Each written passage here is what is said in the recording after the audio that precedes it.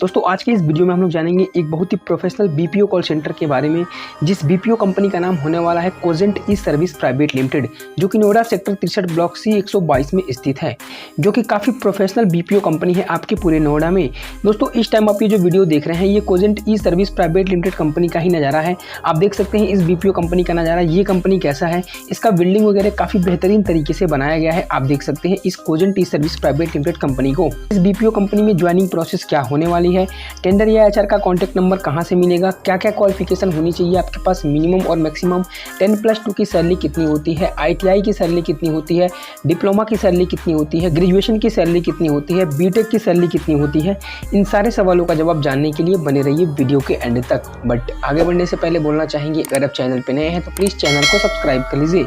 सो दोस्तों सबसे पहले हम जानेंगे कि किसी भी बीपीओ कंपनी में ज्वाइनिंग प्रोसेस क्या होती है। तो दोस्तों किसी भी बीपीओ कंपनी में ज्वाइनिंग लेने के लिए आपका सबसे पहले इंग्लिश और कम्युनिकेशन स्किल अच्छी होनी चाहिए। काफ़ी अच्छी तो नहीं पर आपको थोड़ी बहुत इंग्लिश तो आनी ही चाहिए। वैसे तो बहुत सारे हिंदी कॉल सेंटर भी अवेलेबल हैं आपके नोएडा में, पर आपको किसी भी कॉल सेंटर में वर्क करने के लिए आपको थोड़ा बहुत इंग्लिश तो आनी ही चाहिए, और साथ ही आपका कम्युनिकेशन स्किल यानी बातचीत करने का तरीका भी आनी चाहिए।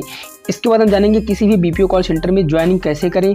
तो दोस्तों आपको सबसे पहले बीपीओ कंपनी में ज्वाइनिंग लेने के लिए आपको सबसे पहले ये पता करना होगा कि बीपीओ कंपनी में करंट टाइम हायरिंग चल रही है या नहीं, क्योंकि दोस्तों अगर आप बिना पता किए ऐसे ही चले जाएंगे तो आपका टाइम लॉस हो सकता है। इसलिए आप ये कंफर्म करके ही जाइए कि कंपनी में करंट टाइम हायरिंग चल रही है या नहीं।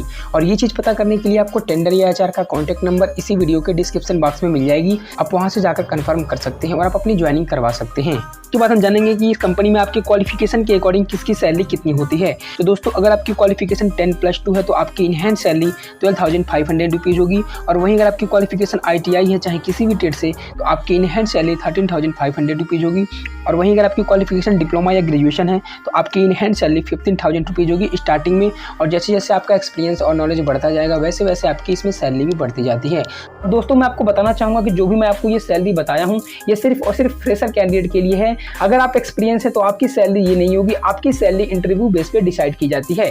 दोस्तों ये सैलरी आपका डिपेंड करता है इस कंपनी में इंटरव्यू बेस पे। आपका इंटरव्यू जितना बेटर होगा, जितना अच्छा परफॉर्मेंस आप दिखाएंगे, उतना बेटर आपकी सैलरी इसमें लगती है। तो उसके बाद आप में सैलरी भी काफी जल्दी बढ़ती रहती है आपके परफॉर्मेंस के अकॉर्डिंग। इसके बाद आपका किसी भी बीपीओ कंपनी में वर्क करने का आपके पास बहुत सारे बेनिफिट होते हैं। जैसे इसमें आपका दूसरा बेनिफिट ये होता है, अगर आप एक बीपीओ कॉल सेंटर को स्विच करके दूसरे बीपीओ कॉल सेंटर में जाते हैं तो आपके एक्सपीरियंस के अकॉर्डिंग आपकी सैलरी काफी ज्यादा अच्छी होती है।